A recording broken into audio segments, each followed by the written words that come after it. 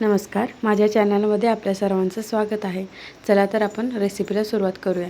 आज आपण बघणार आहोत बटाट्याची पिवळी भाजी। त्याच्यासाठी बटाटे आपले इथे उकडून तयार आहेत। आता फोडणीची तयारी करूया।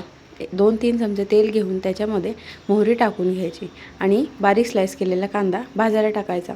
कांदा भाजत आल्यानंतर त्याच्यामध्ये 7 ते 8 मिरच्या आणि कढीपत्ता टाकून भाजून घ्यायचे आणि त्याच्यामध्ये 7 ते 8 लसूण पाकळ्या ठेचून घ्यायच्या। ते झाल्यानंतर एक छोटा चमचा हळद टाकून घ्यायची आणि ही फोडणी आपली भाजून घ्यायची आणि ती भाजल्यानंतर त्याच्यामध्ये आपला बटाटा टाकून घ्यायचा, चवीपुरतं मीठ आणि हलकीशी साखर टाकून घ्यायची आणि आपली बारीक चिरलेली कोथिंबीर झाली तर आपली बटाट्याची भाजीची रेसिपी तयार।